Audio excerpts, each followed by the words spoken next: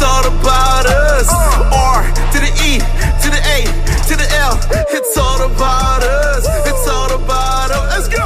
M to the T, to the L. Can you tell? It's all about us. It's all about us. Donc, il y a beaucoup de personnes, j'en ai parlé avec plusieurs, qui n'ont jamais vu, des Québécois d'origine haïtienne, ils n'ont jamais vu Haïti, ils n'ont jamais visité, ils ont juste entendu. Puis qu'est-ce qu'on voit à la télé, c'est sûr que la télé, ils veulent vendre, fait qu'ils vont plus parler d'affaires négatives, mais il y a beaucoup de choses de positives qui se passent en Haïti. Donc je pense que c'est vraiment ça, c'est un manque de connaissances en soi qui fait en sorte que les jeunes ne s'impliquent pas.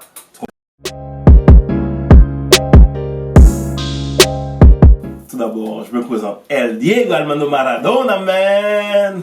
Donc, je suis né en Haïti, à Port-au-Prince. Je suis arrivé à l'âge de 7 ans ici.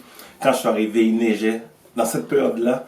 Donc, pour moi, c'était du nouveau. Je voyais la neige, la glace.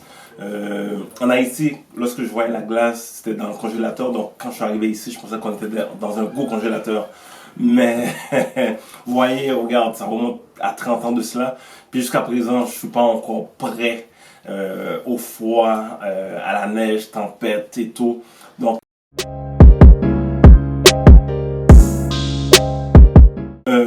mon père sort d'une famille quand même assez aisée, ma mère non. Donc on habitait dans une belle maison en Haïti, sur la rue Boujoli, je m'en souviens comme si c'était hier. Puis ça c'était à l'époque de Duvalier, fils, Baby Doc, il était parti, puis c'était le chaos total. Je m'en souviens comme si c'était hier, on sortait, puis on entendait des coups de feu, des militaires qui étaient dans la rue avec des gros armes là. Puis on disait c'est quand même assez effrayant. Pourquoi? Parce que quand tu es jeune, tu vois ça, c'est sûr que ça reste, l'image reste dans ta mémoire en soi. Je suis arrivé ici à l'âge de 7 ans.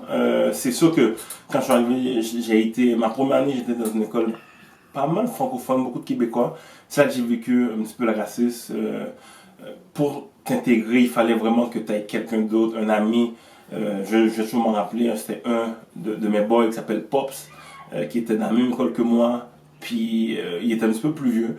Donc il a vraiment fait la place pour que je puisse m'installer et tout. Donc j'ai pas vraiment eu beaucoup de problèmes par rapport à ça. C'est sûr, au début, c'est là que c'était un petit peu problématique. Mais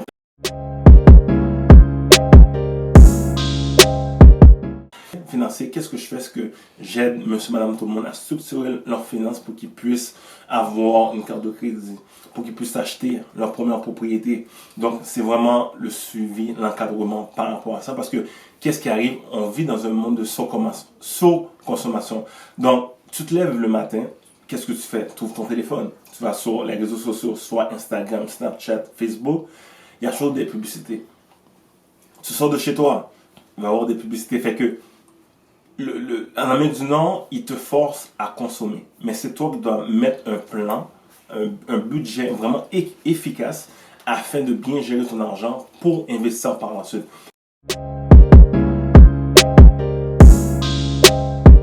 Il n'y a pas de plan, il n'y a pas de produit magique pour ce monde-là en soi. Regardez, dernièrement, j'ai rencontré des clients. Il y en a qui ont près de 40, 50, des jeunes qui ont, dans la vingtaine à peu près, qui ont près de 20, 30 000 en épargne. Il y en a d'autres qui ont zéro. Ils ont dit, maintenant, je vais investir dans l'immobilier. J'ai pas de mise de fonds, j'ai pas de ci, j'ai pas de ça. Fait que, dernièrement, j'ai été faire une conférence à une école secondaire Jean Roux. Puis l'important, c'est de commencer à économiser très tôt. Même si c'est un 20$ que tu mets de côté, mets-le quand même. Parce que par la suite, tu vas te dire, OK, là, cette année, j'ai pu économiser 5 000. L'année prochaine, tu dois avoir un autre objectif, c'est de mettre 10 000. Fait que si à chaque année, tu fais ça, mais arrivé après 5 ans, après 10 ans, tu vas accumuler facilement 50 ou 60 000.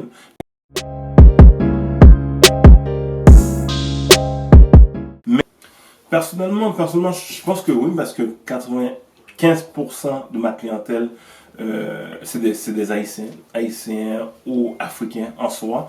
Donc, je pense qu'ils me soutiennent vraiment à 110%. Quand j'étais dans les assurances, quand je vendais mes produits et tout, c'est les amis qui les prenaient, je m'assoyais avec eux, je faisais comprendre l'importance de prendre une assurance vie, l'importance de prendre un régime d'épargne études pour les enfants, l'importance d'épargner également, soit dans un CELI ou dans un REER. Fait que je pense que la communauté m'a vraiment soutenu. Fait que c'est pour ça que je veux redonner également à la communauté.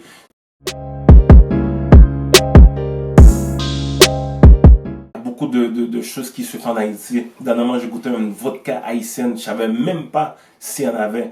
Donc, il y a des bouteilles de rhum. Exemple, rhum barbancourt. Il y a plusieurs types de rhum barbancourt haïtienne. Mais le monde n'en parle pas vraiment parce qu'il y a un manque de connaissances. Donc, est-ce que c'est de leur faute? Non. C'est juste un manque de connaissances. Puis ceux qui sont au courant de ça, c'est le promouvoir davantage afin de mettre Haïti sur la map.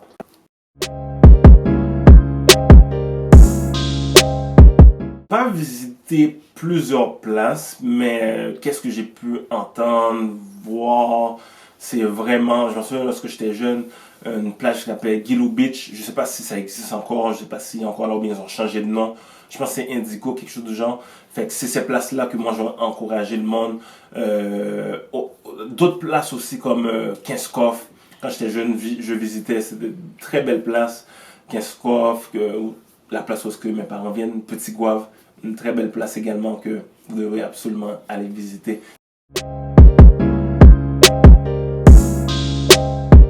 Okay. Oui, ça encore moi. El Diego Armando Maradona, man!